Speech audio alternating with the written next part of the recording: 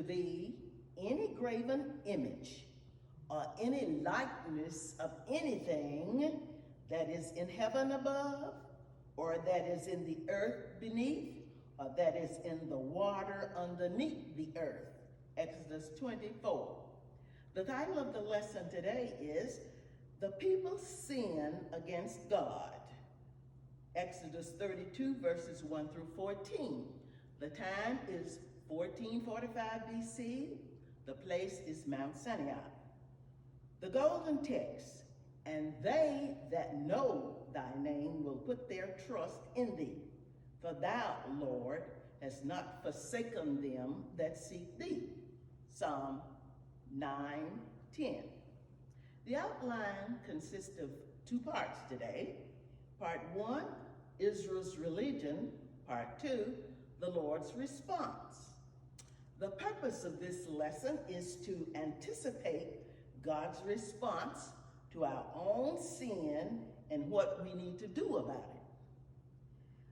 From Israel's perspective, Moses had delayed to come down out of the mount. After waiting for 40 days, they had given up on seeing him return to them and went to Aaron with a request to make gods to lead them. Aaron lacked the courage to tell the people no.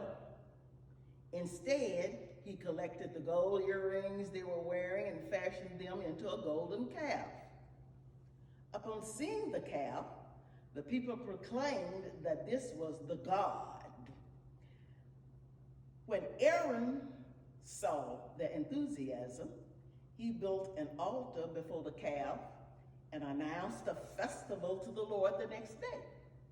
Excitedly, the people woke up early the next morning.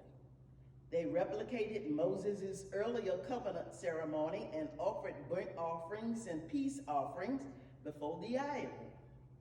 Then came the party with food, drink, and sensual play. Now, this sensual play was an Egyptian style that they had been accustomed to doing. So they had broken God's second commandment. Meanwhile, on the mountain, the omniscient Lord God informed Moses of what the people were doing below. God revealed his anger with the people. He told Moses he would destroy them and begin a new people from Moses' descendants. Moses' true heart was soon revealed. He interceded with God to have mercy on the people. He pointed out that if the Lord were to destroy Israel now, his glorious reputation among the nations would be dishonored. Then Moses reminded God of his promises to Abraham, Isaac, and Jacob. In mercy, God would not destroy Israel, but he would punish their idolatry later. Questions for this story. Number 1, what did the Israelites ask Aaron to do? They asked Aaron, quote, "Make us gods which shall go before us," unquote. Number 2, how did Aaron respond? He readily gave in and urged the people to donate the gold needed to make an idol. Question number 3, how did Aaron describe the golden calf when he presented it? Aaron clearly identified the image with the God who had brought Israel out of Egypt. Question number 4, how did Aaron seek to justify his actions? It appears both Aaron and the people were trying to justify their actions by declaring this idol to be a representation of the true God. Question number 5, what was wrong with the way the people worshiped? They feasted and they rose up to play. Now, this play refers to the moral activities that were often associated with the religions of Egypt and Canaan. They sought to worship him the way others worshiped their gods. Such idolatry has nothing in common with the true God. Question number 6. How did the Lord describe the people and their actions to Moses?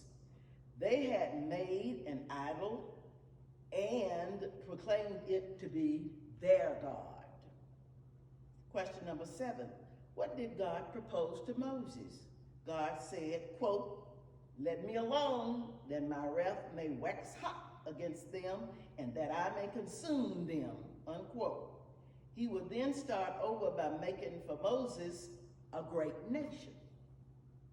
Question number 8. In what sense was this proposal a test for Moses? Would Moses choose his own exaltation and comfort over the well-being of the people God put in his care, or would he appeal to God to spare them? This was the test. Question number 9. What was Moses' strongest argument for why God should spare the people? Moses' strongest argument was that in destroying the people, God would violate his own promise to Abraham, Isaac, and Jacob. The Lord had promised to make from them a great nation with many descendants who would be given a land forever.